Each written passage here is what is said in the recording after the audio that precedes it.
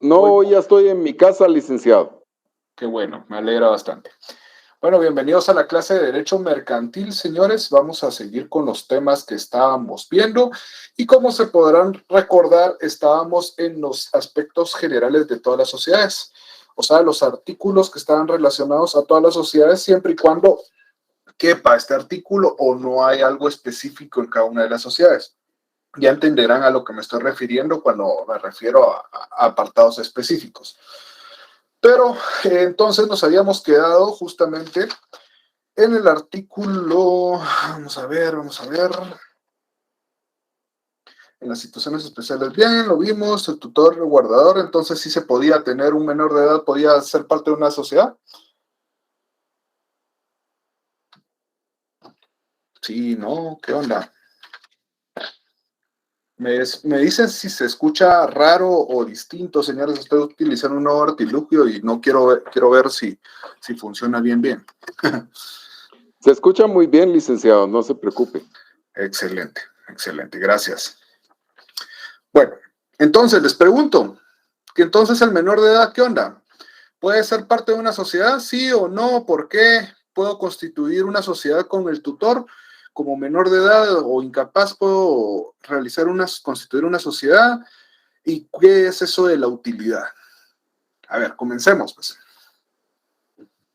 Y ya me imagino de que ya empezaron a disque leer con la tarea que tienen obligatoriamente, que no la hacen, de los artículos siguientes para empezar a entender estos temas. A ver, quiero oírlos, no sean tímidos. Si no, empiezo a preguntar.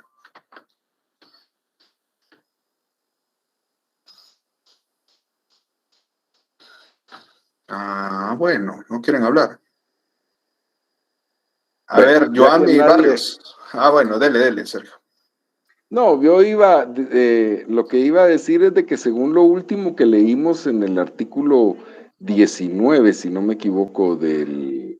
no, era el 20, el tutor y el guardador no pueden constituir sociedad con sus representados mientras no haya terminado la mayoría de edad o la incapacidad y estén aprobadas las cuentas de tutela y canceladas las garantías. Para mí, esta interpretación es de que sí se puede, media vez, no sea una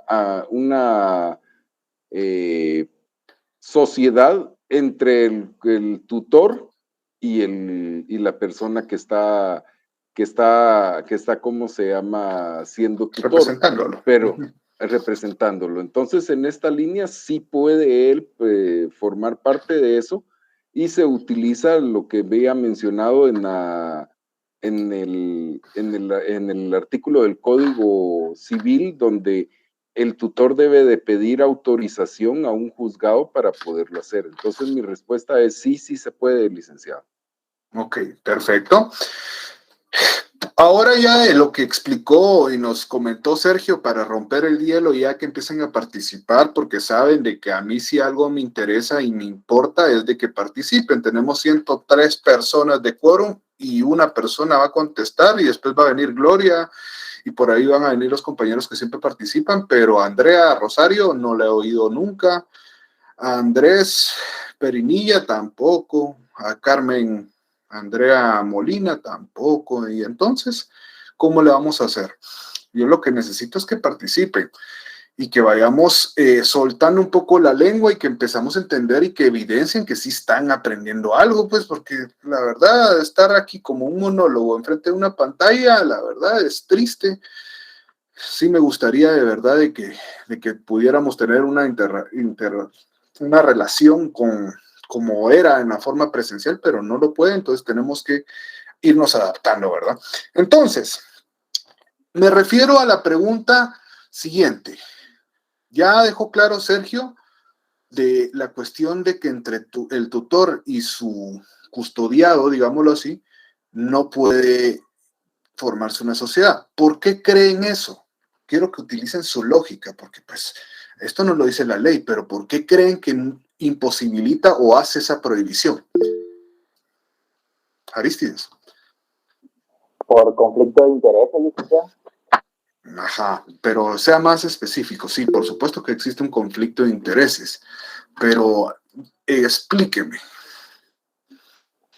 Bueno, no sé si estoy en lo correcto, hijo, pero yo entendería Usted que conteste, dele, no tenga pena porque para aquí es el momento adecuado para equivocarse. yo consideraría que yo consideraría que el tutor puede también, no sé, tergiversar algunas ganancias para él mismo. Excelente, Aristides. Veámoslo así, y ahora, gracias a lo que mencionó Aristides, vámonos a un punto, a Aristides, ¿verdad? A Luis, porque puro militar hablando solo con apellidos. A Luis, veamos el punto. ¿Qué hace el tutor, señores? Porque aquí de todos modos es derecho mercantil, pero por supuesto que tenemos que tener el tema de lo que vimos en civil. No sé si todavía es prerequisito ganar los civiles para poder recibir mercantil, pero me recuerdo que antes sí era así. Elida, cuénteme. Ay, disculpe, licenciado, se me subió la mano. Ah, ahora conteste. Ay, Dios mío. A ver, Ana Martínez, Ana Laura Martínez. ¿Qué piensa? ¿Qué hace el tutor? Palabras simples, no quiero tecnicismos o que me vayan al artículo del Código Civil. Karen, por favor. ¿Lic es la persona que va a representar al menor o al incapacitado? Exactamente. Entonces, imaginemos, Karen, que yo vengo y yo estoy representando a alguien. No tenga pena, Ana Martínez, pero quiero que arregle su micrófono y que la otra participe. Quiero verla, pues. Ya de repente el ojo de Ra la va a ver. Entonces, imaginemos de que yo soy el tutor de una persona, un menor de edad, y yo estoy velando por sus intereses. ¿Estoy en lo correcto? ¿Yo administro sus bienes? ¿Estoy en lo correcto? ¿Sí o no? Sí. Sí. Lic, Ahí estamos. Entonces yo represento eso. Y si yo pretendo constituir una sociedad con mi representado, ¿será de que es ético? Pues no, ¿verdad? Porque yo voy a ser el que controla los bienes y puedo manipular los bienes para mí mismo, como dice don Luis. Entonces ahí estamos dándonos cuenta de que nos está haciendo esa prohibición. Ok, pasando de estos artículos, después del artículo 20, 21, el 21, el 22, el 23, tenemos lo que es, bueno, en el 22 quiero resaltar esto de que lo mencionaron, la cuestión de relación a la utilidad. ¿Qué será eso? ¿Alguien ya le entró la duda de ver qué será demostrar la utilidad judicial? Para demostrar que hay una utilidad comprobada. ¿Qué será eso? ¿Alguien indagó eso? ¿O simplemente termina el curso y hasta el próximo día de clases comienza? Licenciado, buenas tardes. Dígame, Alan. Buenas Eso tardes. de utilidad es como para demostrar de que lo que se va a hacer es para aumentar el patrimonio del menor, pero en ningún caso debe ser para su salud, su vestimenta o cosas así. O puede ser Sí. es parcialmente, ¿verdad? Sí. De hecho, muchas gracias, Alan, por su intervención. De hecho, imaginemos de que, pues, pues fallecemos mi esposa y yo, y quedan mis hijos. Bueno, ahí qué pasa. Dejé de tutor o en el testamento dejamos a una persona designada, digamos la abuelita. Ella va a ejercer el proceso, o ya se llevó el proceso y determinaron de que ella va a ser la tutora. Por decir un ejemplo, yo sé que aquí me estoy saltando varias reglas. ¿Qué es lo que pasa? Que dejamos bienes, pero lamentablemente dejamos bienes, pero también dejamos deudas y no dejamos capital, no dejamos dinero. Entonces, pues la persona no va a vivir del bien, no se va a comer una pared, los niños no se van a comer la pared, ¿no? Van a necesitan dinero, necesitan tener por lo menos unas ganancias para ver cómo subsistir. Entonces, el procedimiento de este que estamos de utilidad, pues es un procedimiento de jurisdicción voluntaria, que ustedes en su momento lo van a ver en el notariado que les sigue, creo yo, en el que está en 9º semestre, les toca jurisdicción voluntaria, que justamente son todos los procedimientos que se llevan ante un notario o ante un juez. Y la utilidad se tiene que demostrar de que en realidad se van a obtener ganancias y es beneficioso para las personas incapaces. Por eso es de que se tiene que dar esa autorización judicial para que en realidad diga el juez, ok, sí, definitivamente esto nos va a ayudar bastante a que podamos, a que estos menores de edad puedan subsistir. Entonces, a eso se refiere prácticamente este tipo de procedimientos. Es claro que, y se los menciono porque también va muy relacionado a veces con el técnico profesional. Recuérdense que el técnico profesional, ustedes van a hacer el examen. Yo siempre les digo a mis alumnos de distintas generaciones que han pasado, que les digo, bueno, ustedes hacen el examen, entonces cuando, imagínense que les llegan a preguntar esto, el artículo 22, pues básicamente, aunque no es la rama que se está preguntando, la materia que se está preguntando, que es derecho mercantil, le pueden hacerle una pregunta civil y está dentro del marco que sí puede hacerlo. ¿Por qué? Porque están examinando el área privada. De hecho, yo tuve un examinador desgraciado que me preguntaba de la pública cuando yo había estudiado la privada. Entonces, o sea, yo estaba comenzando a estudiar y me metí primero a la fase privada y después a la pública, pero él me preguntaba de la fase pública y ya se imagínense cómo me fue, ¿verdad? Pero como les digo, hay de todo en este tipo de procesos. Ok, ya que lo tenemos claro esto, ahora les pregunto, ¿ustedes han tenido relación con una sociedad mercantil, ya sea una comandita, una colectiva, una de responsabilidad limitada, sociedad anónima, comandita por acciones o emprendimiento? ¿Han tenido relación con una sociedad? No necesariamente que ustedes sean socios, pero han visto por lo menos tal vez su empresa está constituida como una sociedad anónima, etcétera. Cuéntenme.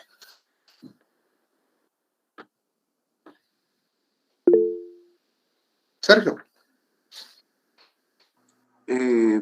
Licenciado, buenas tardes. Hace muchos años estuve trabajando para la Cámara de la Construcción y ahí era algo muy común ver sociedades de empresas que se dedicaban a lo que era la construcción. Formaban grupos y sociedades. Entonces tuve la oportunidad de conocer varias empresas y a varios dueños de estas empresas. Incluso una vez me tocó investigar sobre una sociedad y me fui a meter al registro mercantil a solicitar una copia del acta de constitución de la misma. Y eso se hace en el archivo. Sí, para ver quiénes eran las personas y cuánto eran las acciones las que formaban esa sociedad. Excelente, Sergio. Excelente por su participación. Gloria, por favor, ayúdenos, ilumínanos. Buenas tardes, licenciado. Buenas tardes a todos. Buenas tardes. Realmente la empresa donde trabajo está constituida por 5 sociedades. Es una especie de consorcio. Los engloba algo que se llama Campo Marino, pero dentro de ella hay 5 sociedades. Son sociedades anónimas. Todas ellas tienen un administrador único y representante legal. Tienen un consejo de administración. El consejo de administración es el que toma las decisiones, hacen asambleas de accionistas, la asamblea general, la asamblea ordinaria y extraordinaria, ¿verdad? Esa es básicamente la ordinaria, que es la que se hace a inicio de año. La extraordinaria. No necesariamente, pero sí. O sea, se reúnen una vez, por lo menos una vez al año. Ajá. Para ver los balances, se hacen asambleas para elegir nuevo administrador único representante legal o a los gerentes, porque realmente pues el consejo de administración puede ser él el que designa al administrador único o gerente general, o bien el administrador único tiene la potestad del consejo administrativo. En él descansa también esta representación, la representación de los accionistas, y se elige a una persona porque no pueden comparecer todos los accionistas a realizar, por ejemplo, ni comparecer a juicio, a una compraventa, a un contrato, sino se elige a una persona para que en esta persona que descansa la representación legal pueda representar a toda la sociedad. Excelente, Gloria. Así es, usted básicamente nos está hablando de cómo está estructurada una sociedad mercantil en cuanto a sus órganos. Existen 3 órganos. El órgano supremo, que siempre va a ser los socios, y este va a depender si es una sociedad accionada, se va a denominar asamblea, y si va a ser una sociedad no accionada, se va a denominar junta, pero eso lo vamos a ver poco a poco. También el órgano de administración puede ser un consejo de administración, como usted lo mencionaba, o también puede haber un administrador único, y el órgano de fiscalización puede estar integrado por los mismos socios, contadores, auditores o comisarios. Eso ya también lo vamos a ver en específico, pero nos dijo más o menos la estructura. Ahora les pregunto, ¿creen que las sociedades tienen un plazo definido de caducidad? O sea, llega ese plazo y se extinguió, o de que esa sociedad va a tener un plazo indefinido. ¿Qué es lo que piensan? ¿O cuál sería su respuesta? A ver, Gloria. Y después, indefinido. Gracias, Christopher. Y después Freddy, creo yo que levantó la mano.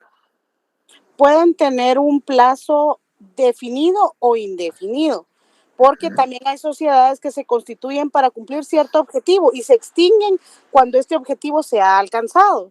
Entonces pueden haber de ambas, definido o indefinido. Las definidas son que pueden terminar en 100 años, 200 años o pueden terminar mañana.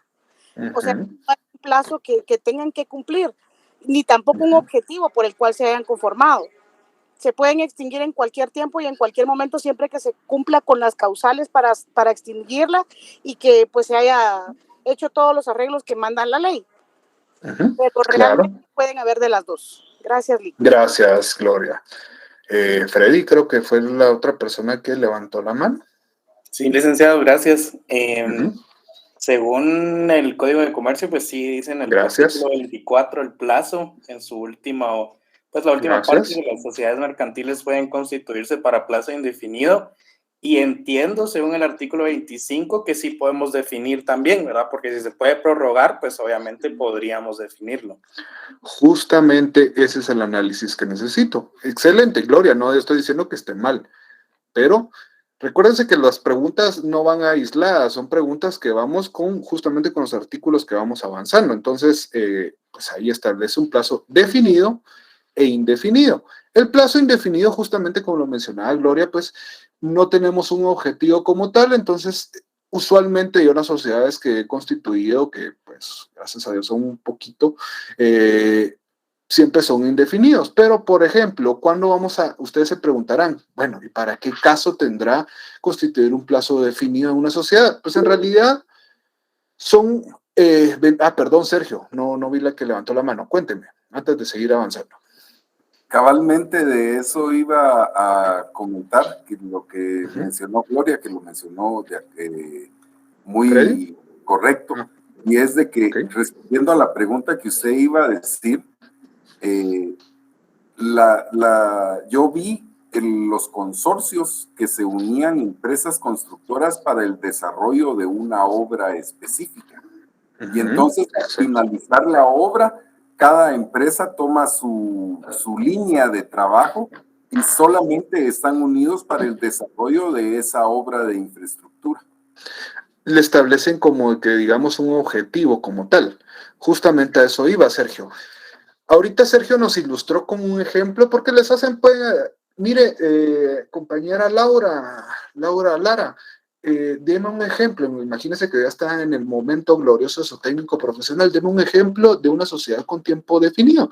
En realidad es bastante sencillo, pues puede ser una minería, puede ser una construcción determinada. Entonces, de una vez se constituyen para realizar ese objetivo, justamente como menciona Sergio y como mencionaba Gloria.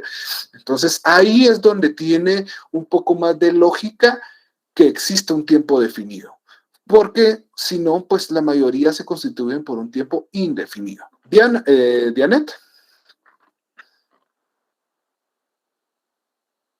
Dianet levantó la mano.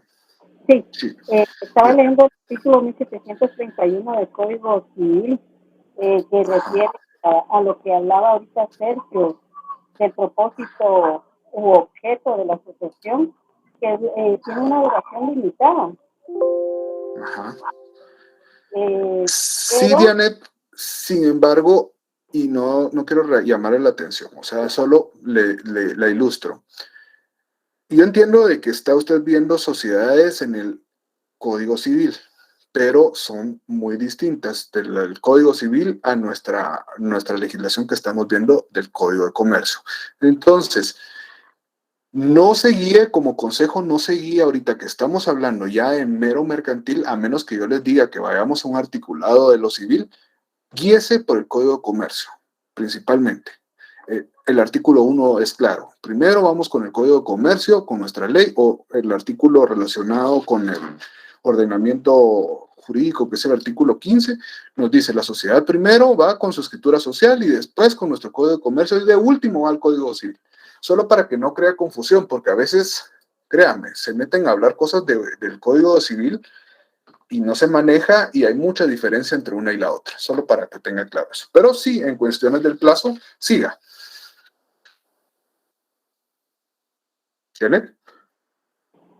Sí, licenciado, sí, de ahí sí que como usted dice, tal vez solo sería de estar pendiente del Código de Comercio y realmente tal vez sí tengo relación un poquito con esto del Código Civil. Pero sí me sorprendió este artículo pensando que venía a hacer lo mismo. Pues básicamente lo mismo en realidad, solo que aquí en el Código Civil, por supuesto, nos explica o nos extiende el objetivo. Pero recordemos que una sociedad civil, estamos hablando de una sociedad que no va a percibir o no, su objetivo principal no es percibir ganancias, o sea, no obtener ganancias, no dedicarse o el ánimo de lucro no está inmerso en ese tipo de sociedades. Mientras que en las mercantiles definitivamente ese es el punto de partida para constituir esa sociedad. Si nosotros queremos obtener más plata, entonces nos vamos a asociar para obtener más plata. Entonces ahí son diferencias que vamos a ir entendiendo, pero solo está bien esta cuestión. Ahora, ya que nosotros hablamos de lo del plazo y justamente el compañero que me pidió la palabra habló de la prórroga. Justamente el artículo 25 nos da a entender de que hay un plazo definido. Pero ¿cómo operamos o cómo aplica esta prórroga en una sociedad de tiempo definido?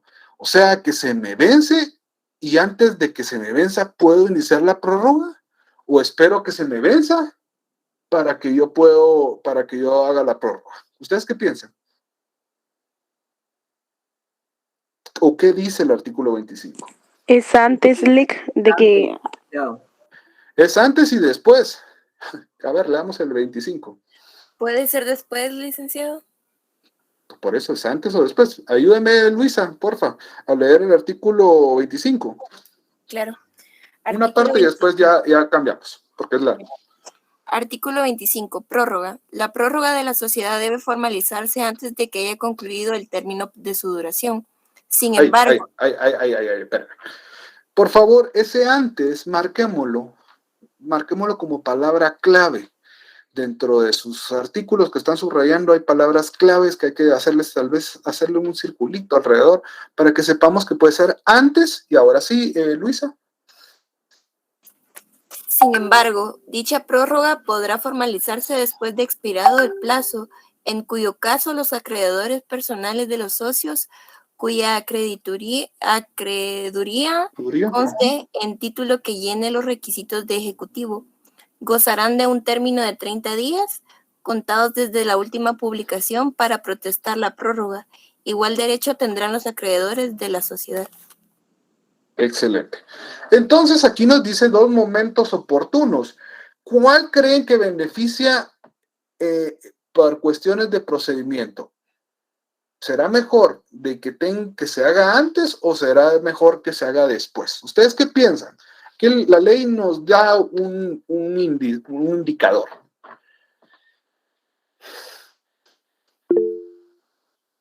Sergio. Yo pienso que es mejor hacerlo antes de que finalice, porque de lo contrario la sociedad ya está vencida. Sí, exactamente. Antes, Gloria, ¿qué tiene que decir? Que no hay que dejar sin personalidad jurídica a la sociedad. Entonces es mejor hacerlo antes, aunque la ley nos faculte para hacerlo en cualquiera de los 2 tiempos, pero para mí sería mejor hacerlo antes, tal y como lo dijo Sergio, para no dejarla descubierta en ninguna de sus acciones, que no se quede sin su personalidad jurídica. Excelente, gracias. Cuidado, Gloria, no va a hacerse camica, entonces pues, tenga cuidado.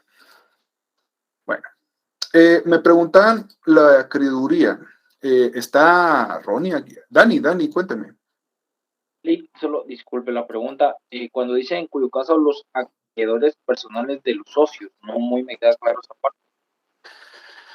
Los acreedores personales de los socios, o sea, mire, en realidad se está refiriendo a todos los acreedores relacionados a la sociedad, o sea, no lo de personales no sé por qué en realidad está, porque su fin es de que sean los acreedores de la sociedad, los acreedores... Sí, eso me confundió ahorita. Entonces, ajá. Entonces, ahí se refiere a acreedores de la sociedad.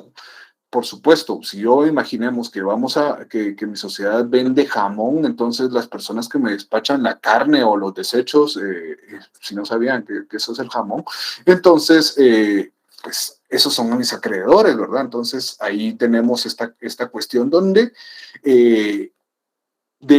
ellos están inmersos en esta opinión porque nos involucran nuestros intereses como acreedores, entonces a eso nos referimos, ¿verdad? Ronnie, aquí está Ronnie, ¿me escucha? Sí, licenciado, buenas tardes. Vea que aquí hay un tema de que tal vez usted me puede ayudar a profundizar, porque yo ahorita copié textualmente qué significará lo de acreeduría, pero me imagino que tiene más un enfoque contador o relacionado a la obligación. Sí, estaba ahorita investigando un poquito sobre el término de acreeduría. Ahorita voy conduciendo, pero solo me podía dar el concepto de acreeduría y ahorita se lo desarmo. ¿Cómo así que le dé el concepto de la conversión? Sí, el que copió, es que lo estaba tratando de abrir ahorita. Sí. No, ya.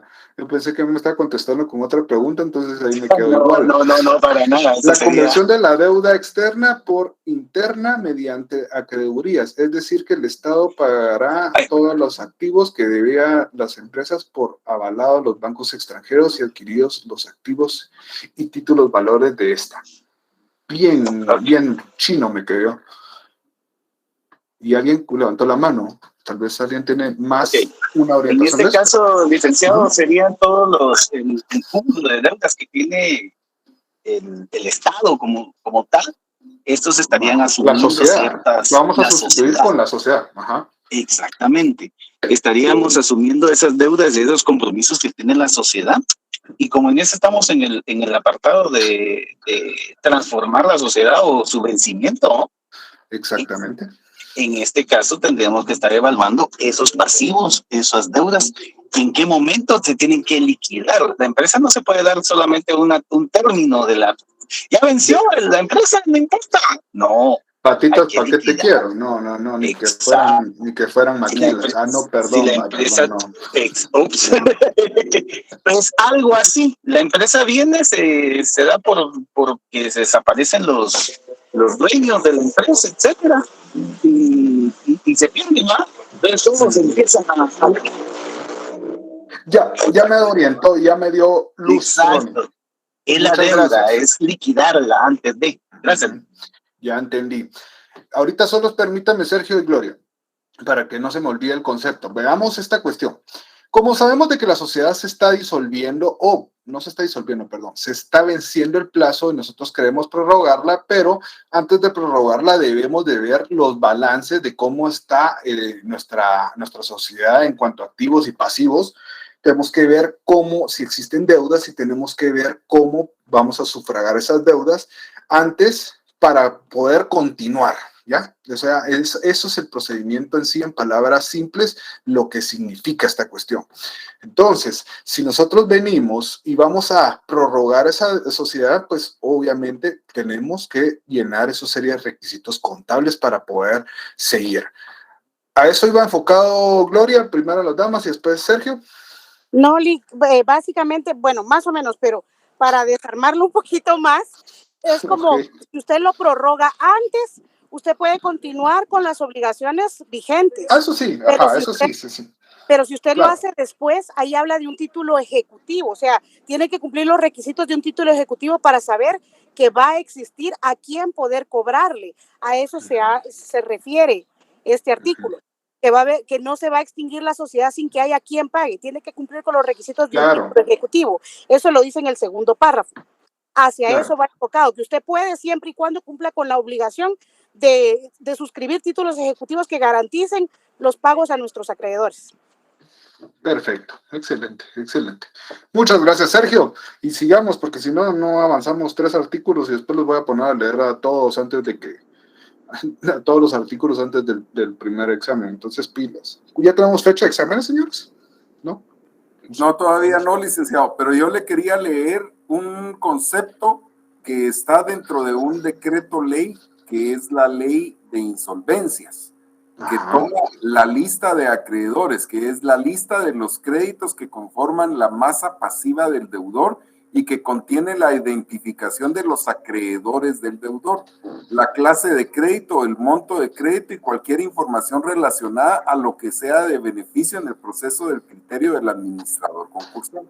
Entonces yo me iba a ir más allá por el tema de que son todas las deudas que la empresa ha contraído y que no ha solventado dentro de su tiempo de vida, que sea en esa situación lo que es la palabra acreeduría, que como le digo, lo saqué de la ley de insolvencias. Ok, muchas gracias, Sergio, y si puede y me hace el favor, en el chat ponga ese concepto porque nos va a servir también de mucho. Bueno, entonces lo que dijo Ronnie aquí era que los acreedores eran como los deudores de los socios. No. Algo así como... No, ya se me fue saber a dónde, Dani. No, hombre, mira, los acreedores van a ser las personas que van a distribuir y la sociedad tiene deudas con los acreedores, entonces por eso es importante y se resalta las atribuciones de esto de la cuestión ejecutiva, que esas obligaciones se vuelven ejecutivas para su cumplimiento, pero justamente se refiere a las deudas que tiene la sociedad, tiene que buscar, como digámoslo en pocas palabras, saldar esas obligaciones sociales con los acreedores, la sociedad, antes de su prórroga, después del plazo vencido. Cuando se hace antes del plazo vencido, pues no tiene que cumplir con esas obligaciones. ¿Quedamos claro con eso, Dani? ¿Y los demás quórum de 168 personas? Sí, gracias. Sí, gracias. Okay. Claro, sí, licenciado. Qué bueno que para contestar, sí, un par de tipos lo hacen, pero muchas gracias. Bueno, artículo 26. Esto es un artículo que, pongámosle, si quieren, el número 1. Pongan número 1. Ahí ahorita les explico por qué número 1. A la par del artículo 26, pongan un 1. Y es el primer requisito para constituir una sociedad mercantil. Nos referimos a la búsqueda retrospectiva. Pónganle arriba, búsqueda retrospectiva si quieren, o principio de novedad. Cualquiera de las dos cosas. La cosa es que se les quede por qué es el número 1. Repito, principio de novedad o búsqueda retrospectiva. ¿Sí? Ahora, si se dieron cuenta cuando constituimos la empresa individual, esta no teníamos que hacer una búsqueda retrospectiva o una búsqueda dentro del registro si ese nombre estaba libre. ¿Se recuerdan? Les dije que el nombre era libre. Mientras que en una sociedad mercantil, para constituir esa sociedad mercantil, es necesario que hagamos una búsqueda retrospectiva. Tenemos que ir al registro de la propiedad o lo hacemos en forma virtual y solicitamos una certificación del nombre. Nosotros imaginemos, volvemos al tema, vamos a ponerle derecho mercantil sociedad anónima, por decirlo un nombre. Entonces, ese derecho mercantil tengo que ver de que exista esa libertad de nombre. Si ya existe derecho mercantil ya inscrito, entonces no lo podemos utilizar. A esto justamente estamos hablando. Dani, por favor, en el artículo 26, ubíquense, señores, se supone que tienen que tener su código a la mano, a menos que vayan manejando, no van a tener código a la mano, o vayan caminando, pero ubíquense mentalmente dónde estamos hablando. Vamos en orden lógico. Artículo 25, ahorita vamos al artículo 26 y es este principio de novedad. ¿Alguien que me haga el favor de leer el artículo 26, por favor? Derecho a la razón social. Gracias, Alejandra. Siga.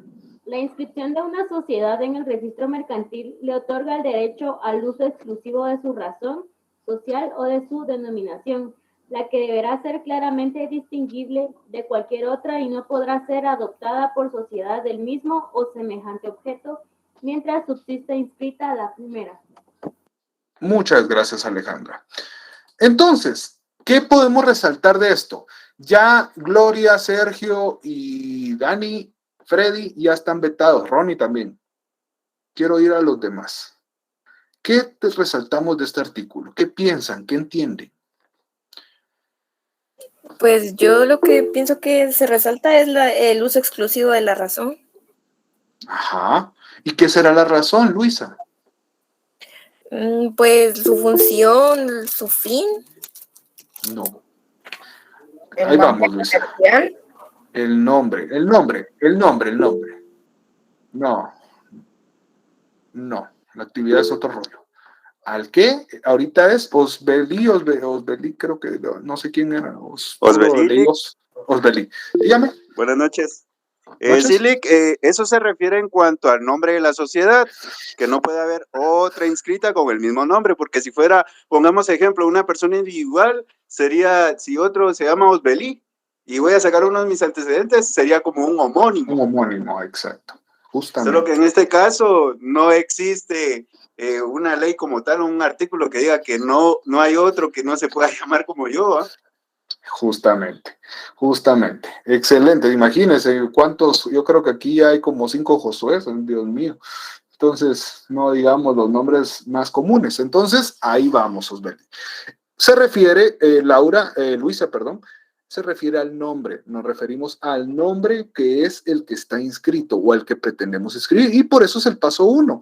¿Cómo vamos a constituir o realizar la escritura pública de constitución de sociedad? Ya bajo la mano.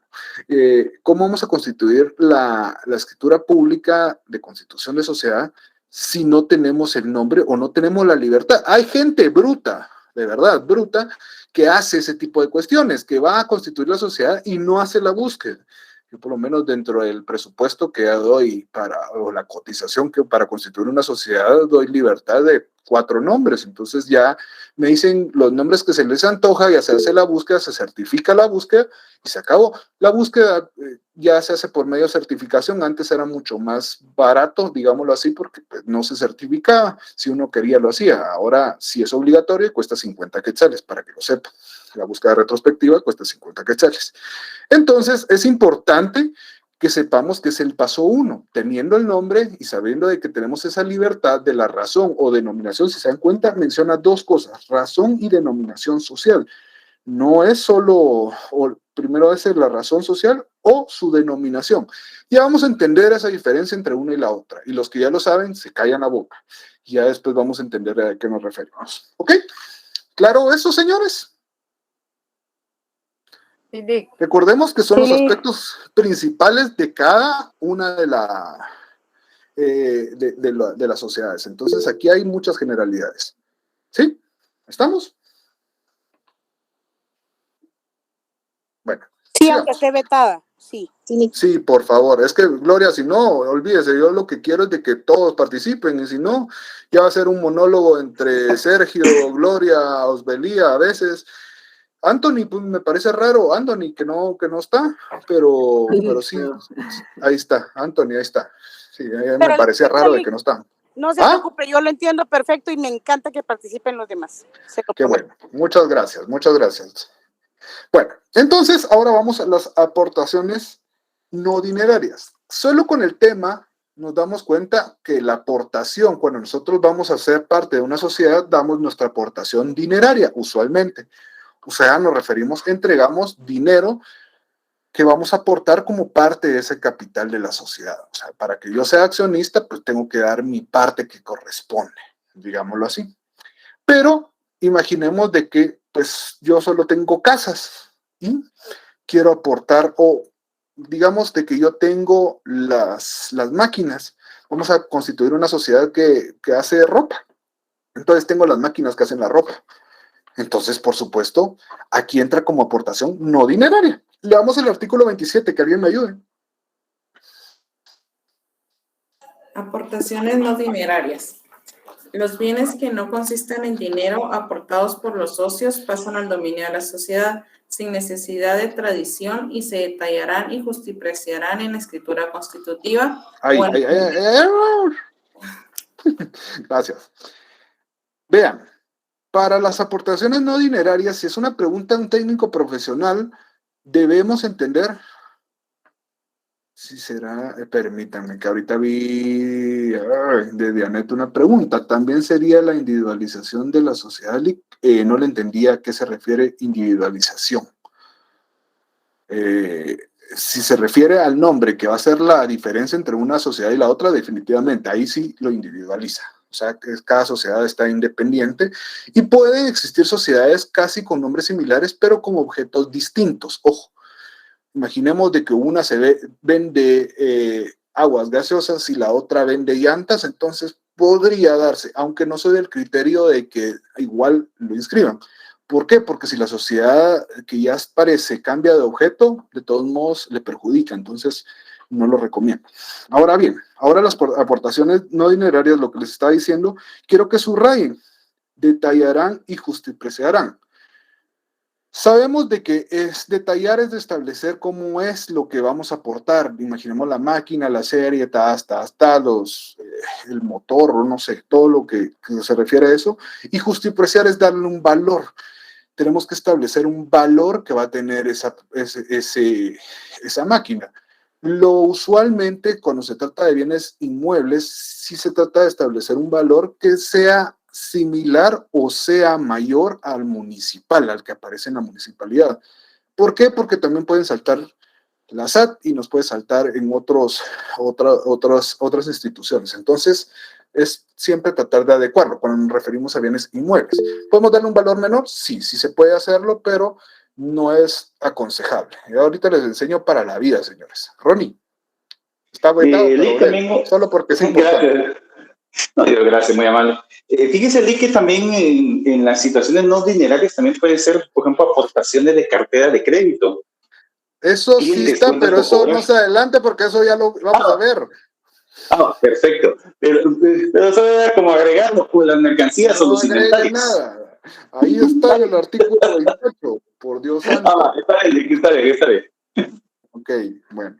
Es que ya ven que ustedes me exaltan, hombre. Uno está tranquilo y ustedes empiezan a contestar lo que no les pido. Dios mío, para el privado, si yo les toco y me contestan algo que no es, van a perder. No son mentiras. Ni examino privados. Entonces, vamos a las aportaciones. Entonces nos damos cuenta de que se tiene que detallar y se debe justipreciar y posteriormente tiene que ir en escritura pública. ¿Ya? Esos son los procedimientos de una aportación no dineraria. Y que, dígame 2 ejemplos o dígame cualquiera al azar, ejemplos de aportaciones que se pueden hacer. Ya dije una, por ejemplo, bien inmueble. Otra. Vehículos. Rápido.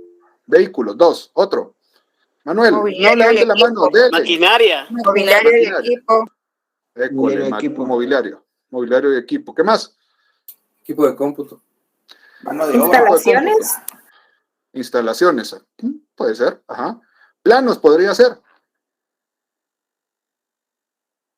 Títulos de crédito. Patentes. Marcas. Propiedad intelectual. Y lo que dijo Ronnie, que ya se está adelantando, artículo 28, aportaciones de créditos y acciones. Dentro de esos están las carteras de cobros. Carteras incobrables puedo aportar. Imaginemos, vamos a constituir, yo tuve, por desgracia, mi primer trabajo fue una recuperación de cartera que era una explotación de la desgracia, pero ni modo, pues uno que va a saber. Entonces, era una empresa de cobros telefónicos, de tarjetas de crédito, de bancos, etcétera, etcétera. Entonces, imaginemos de que yo aprendí todo el cómo se hace estas cuestiones. Entonces, vengo y le digo a Scarlett, ya que puso por 2, constituyamos una sociedad de cobros. Ya aprendimos cómo se hace, bien desleales nosotros, pero como ellos eran una desgracia, no nos importa. Y no firmamos ningún contrato de confidencialidad, entonces no hay problema. Bueno, hacemos esta cuestión. Entonces le digo, bueno, yo creo que puedo aportar una cartera de cobros del Banco Industrial. ¿Será que lo pueden tomar como parte de acciones? parte del capital, como no estoy dando capital, pero estoy aportando las carteras, ¿será posible? ¿Sí o no? ¿Qué piensan? Sí, por supuesto. Ya les dije, no hay contrato de confidencialidad, solo eran unos desgraciados con nosotros. Sí, licenciado. Puedo hacerlo, pero ¿cuál sería el procedimiento? Perdón. ¿Cuál sería el procedimiento para que yo aporte esas carteras de cobros? Pues se tiene que tratar de ver algún tipo de, dice en la segunda parte, son admisibles las aportaciones de los bienes muebles, inmuebles, patentes de invención, estudios de prefactibilidad y factibilidad. Pero para eso lo que tiene que hacer es que tienen que ser aceptada su justipreciación. École, ahí está, detalladas y justipreciadas y deben de ir en escritura pública y aprobada por todos los demás socios. Excelente, eso era lo que quería que llegáramos, pero bien, Sergio. Laura, ¿qué me iba a decir? Usted ya iba a ser la que iba a contestar, pero no la dejaron. Cuénteme. Con eso que se estaba también diciendo de los créditos, aquí dice también que se debe comprobar que prácticamente que existe ese crédito y que la persona es solvente, así como usted decía, cuentas incobrables, yo siento que depende de qué tan incobrables, porque si no Sí, se va a poder cobrar, como que no se está aportando nada. Entonces, debe verse la solvencia del deudor. Puras pérdidas, imagínense que doy toda la cartera del Banco 1. Olvídense, pues, o sea, ya de Banco 1, incobrables, entonces. ¿Qué va a estar aportando? Basura y deuda, ¿no? Porque imagínense que vamos a iniciar procedimientos judiciales, es una pura pérdida.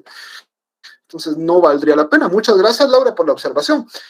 Ahora, si yo aporto mi trabajo, ¿qué corresponderá, señores? O sea, imaginemos que vamos a constituir la sociedad, pero yo voy a aportar mi trabajo. ¿Cuál será la función de ese?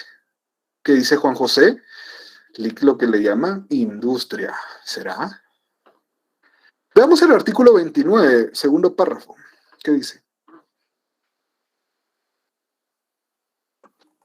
El socio, incluso el industrial, responde personalmente de los daños y perjuicios que ocasione a la sociedad por incumplimiento o mora.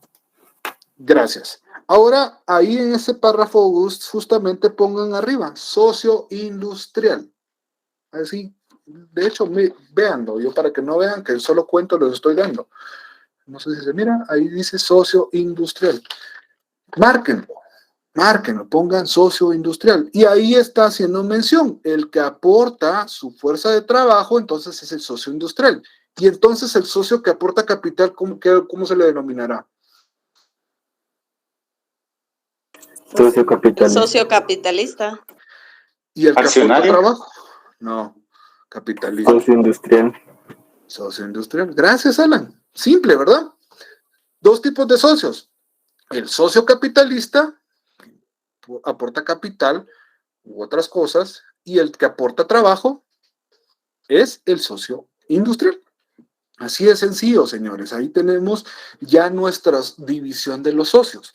Viendo esto, por supuesto que está en doctrina. La doctrina establece el origen de cada uno de los socios. No nos interesa, sinceramente. Nos interesa de que manejen la ley. Cuando yo creo que desde hace mucho que no miran 29 artículos seguidos y entendiendo uno por uno cada uno, o sea, saben de lo que está hablando.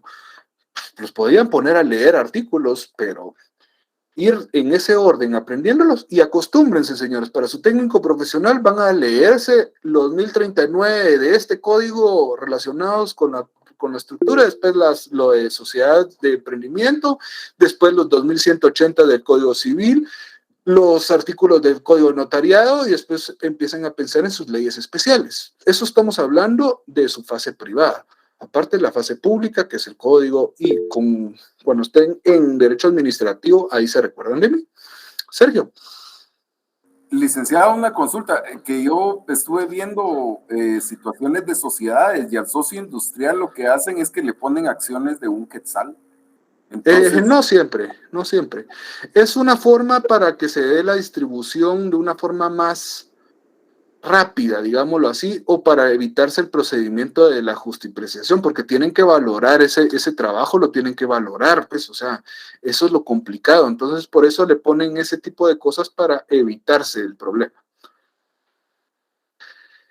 El socio capitalista, ¿dónde está? ¿Dónde será? Sí, pero es que ahí me preguntan el fundamento del socio capitalista. Como tal, uno en específico no va a encontrar, pero sí ahí tenemos varios artículos relacionados a la capacidad, y de hecho en cada uno de los tipos de socios nos vamos a dar cuenta de que ahí entra mucho, se menciona el socio capitalista. Bueno, artículo 30. Eso iba a decir, perdón, licenciado, el artículo 33 menciona al socio capitalista. Sí, pero no tenemos, o sea, sí y no, pero sí. Vamos al artículo 30, ya después entramos al 33, Sergio. ¿Qué dice el 30? Artículo 30. Responsabilidad de los socios. En las sociedades, las obligaciones sociales... Sí, así. Perdón. Las obligaciones sociales se garantizan con todos los bienes de la sociedad y únicamente los socios responden con sus propios bienes en los casos previstos especialmente en este código. Ahí déjalo. Ahí déjalo, Glendy. Bueno. Uno, Susana, no tenga pena. Yo de todos modos, yo a veces contesto así, pero no me pida perdón porque no está haciendo nada malo. Usted pregunte y si no le queda claro, pregunte y pregunte porque para eso estamos, para eso me pagan. Mal, pero ni modo, ahí lo estoy haciendo por amor. Este punto, responsabilidad, palabra clave de esto. Cuando estamos hablando de sociedades, viene la responsabilidad siempre como palabra clave de las sociedades. Aquí nos está dando un aspecto general, porque aquí no podemos hablar de cada una de las sociedades, sino que aquí están aspectos generales. ¿Y qué dice? De que las obligaciones de los socios van a responder de acuerdo a sus aportaciones, pero también o pueden limitarse de acuerdo a la aportación, de acuerdo a los casos previstos de la ley. Solo quiero que entiendan de que hay una responsabilidad. Imaginemos que yo voy a constituir, y para que pongan un ejemplo ilustrado, yo voy a constituir una sociedad con Brian Estuardo y va a ser una sociedad colectiva. Entonces aportamos 500,000 quetzales cada uno y a la hora de que esa sociedad tenga clavos, problemas, esa sociedad, ¿vamos a responder con nuestros 500,000? Sí. Y solo ahí, no. Se van con todos nuestros bienes presentes y futuros, etcétera, etcétera, para cubrir esas obligaciones. Mientras, si vamos a constituir con Brian una sociedad anónima y damos esos 500,000 y tiene clavos esa sociedad, ¿será que vamos a responder con nuestros bienes presentes? No, solo con esos 500,000. Nos limitamos al monto de nuestra aportación. Yo sé que ahorita tal vez les parece en chino lo que les acabo de hablar, pero es para que vayamos entendiendo de que hay una palabra que se denomina responsabilidad y eso lo vamos a aplicar en cada una de las sociedades y eso nos va a servir como distinción entre una y otra sociedad. Solo para que les puse un ejemplo de la colectiva y la anónima. La anónima, responsabilidad limitada al monto de su aportación. Colectiva, ilimitada. Su responsabilidad es ilimitada. ¿Estamos? ¿Les quedó claro eso, señores? ¿Con José?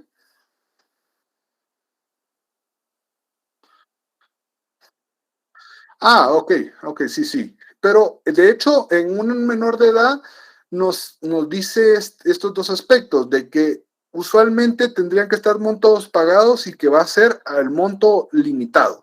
Y es preferencia que sea una sociedad anónima porque ahí sabemos de que no va a sobrepasar esa responsabilidad. Pero muy buena observación, José. ¿Alguien más? ¿Les quedó claro esto de acuerdo a lo que estamos hablando de responsabilidad? Por favor, señores, participen. Sí. Qué feo estarles rogando, hombre. No me gusta, sí. Sí, ¿quién levantó la mano? No vi. No sé. Bueno, les pongo un ultimato.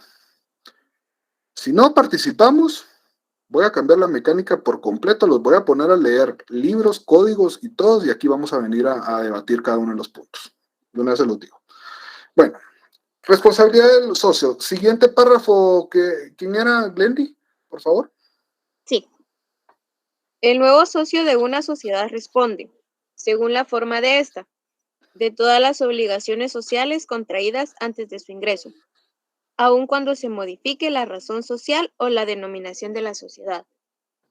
El pacto en contrario no producirá efecto en cuanto a terceros. Muchísimas gracias, Glendy. ¿Qué nos quiere decir esto? Que imaginemos que yo entro a Sociedades de Aceros de Guatemala, cuando tenían aquel clavo penal, aquella responsabilidad donde habían pues, evadido bastantes impuestos. Bueno, yo entro a ser socio. Yo digo, no, esa responsabilidad no me compete porque pues yo entré después. Pero yo aporté mis 500,000 pesos y esos son aparte, ¿verdad? Esos no deberían de tocarlos porque ya fue después de la gestión. Aquí nos está diciendo que van por lo menos con mis 500,000 para obligar a pagar. Si estamos hablando de una sociedad anónima como era esta, ¿verdad? Bueno, después tenemos el artículo, nos vamos al artículo, ¿dónde estamos, señores? En el artículo 30. Sí. 31. Pero nos vamos a, no, 31 no. El 33 que había, creo que había mencionado Sergio, si me puede hacer el favor de leer. O alguien que me haga el favor de leerlo, por favor. Artículo 33. Gracias, Anthony. Siga. Distribución de utilidades y pérdidas. En el reparto de utilidades o pérdidas se observarán, salvo pacto en contrario, las reglas siguientes. 1. La distribución en los socios capitalistas se hará proporcionalmente al capital que cada uno tenga aportado en la sociedad. 2. Si el contrato se estipula la parte de las ganancias, sin mencionar las pérdidas, la distribución de estas se hará en la misma proporción de aquellas y viceversa. De modo que la expresión de las unas sirva para las otras. 3. La participación del socio industrial en las utilidades se determinará promediando el capital de todas las aportaciones. Si es uno solo el socio capitalista, la parte del socio industrial será igual a la del otro socio. Ahí termina, Anthony. Veámoslo. No vamos a recalcar mucho en esta cuestión porque aquí nos dice como la regla general que debemos de hacer cuando tenemos unas pérdidas y cómo vamos a distribuirlas. Sí es importante, por supuesto, pero lo vamos a ver más adelante ya en una forma específica de acuerdo a cada sociedad. Pero aquí nos establece, véanlo, para que vean cómo por lo menos el Código de Comercio está estructurado bastante bien. Tenemos en la parte general, tenemos la regla general de cómo se va a basar según nuestro código. Por supuesto de que esto lo podemos modificar, toda vez no sea contrario a la ley, podemos modificarlo en cuanto a la escritura social, podemos establecer ya específicamente cómo operar cuando existen ese tipo de pérdidas. O sea que aquí puede prevalecer más nuestra escritura social que lo que establece la ley, toda vez no sea contrario, repito. Entonces, estamos bien con esto. El artículo 34 es un artículo que vamos a resaltar sumamente porque, primero, es una de las preguntas de técnico profesional de cajón. Pero, ¿qué nos dice el artículo 34? Que alguien me haga el favor otra vez de leer. ¿Alguien más? No levanten la mano, solo denle, porque si no se los adelanta.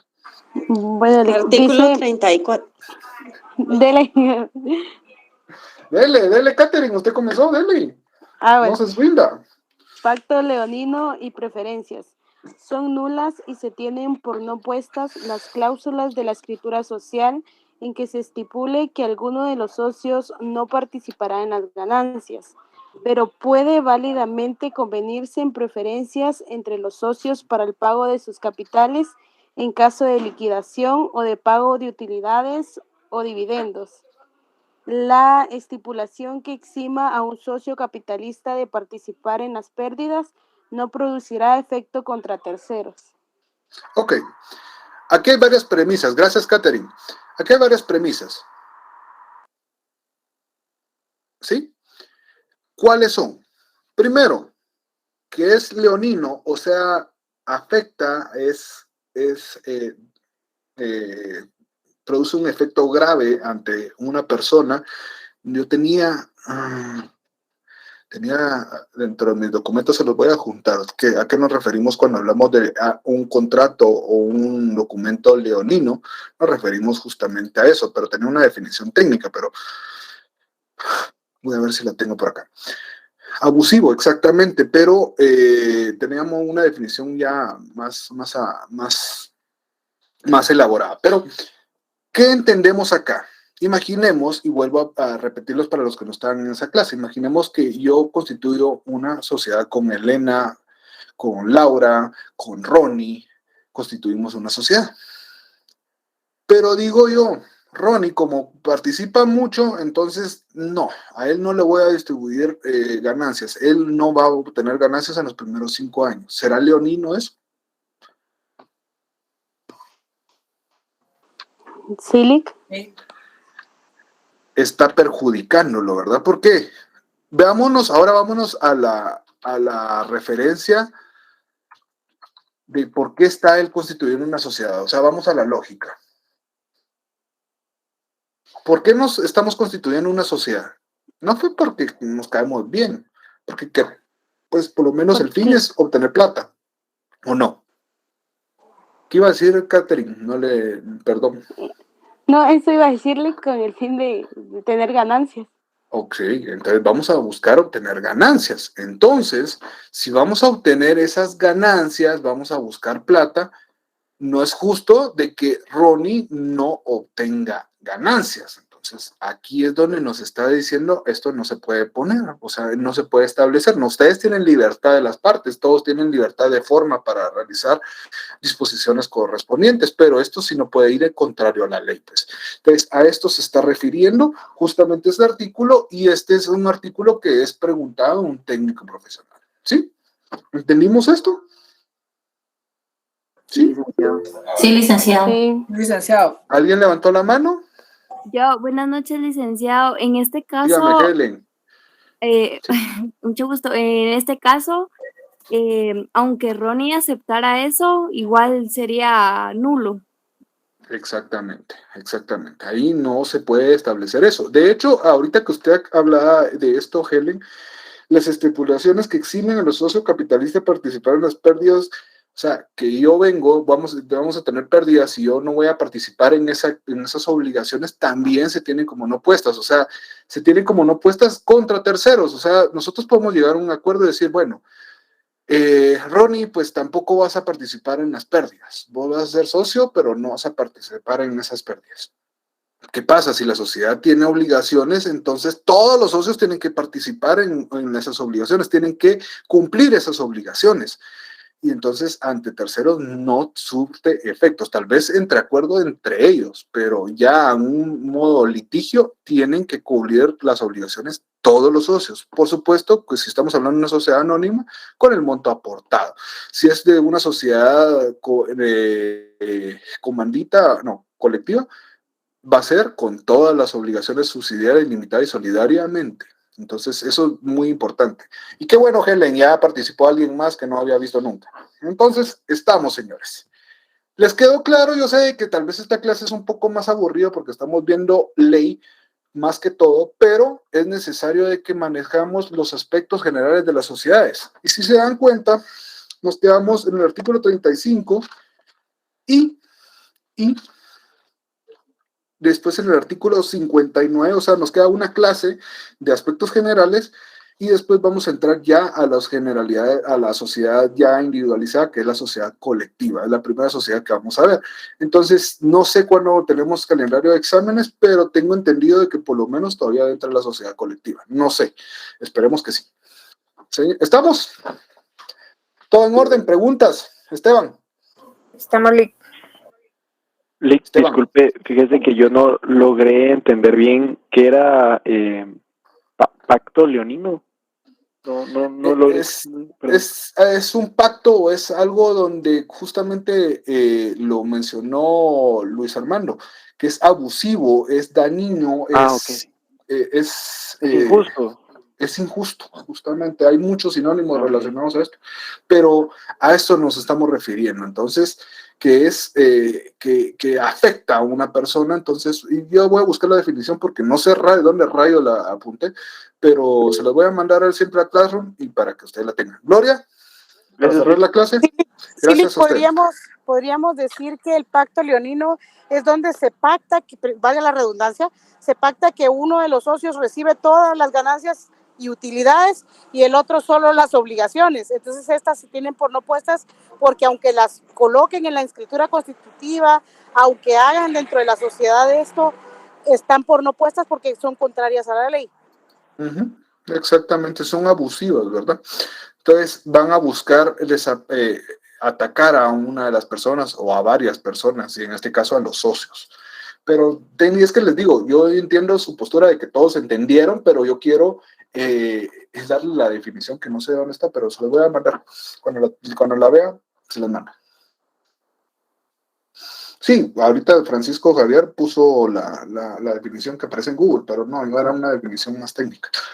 Pero señores, fue un gusto, nos miramos el día jueves, primero Dios, a la clase, y espero de que participen, de verdad, ya están advertidos. Si no están participando, voy a cambiar la mecánica, y de verdad, ahorita van en bajadita, todo bien. Pero si ustedes quieren en subidita, con mucho gusto. Ustedes deciden, ustedes hacen la clase. Pasen feliz noche. Gracias, licenciado. Feliz noche.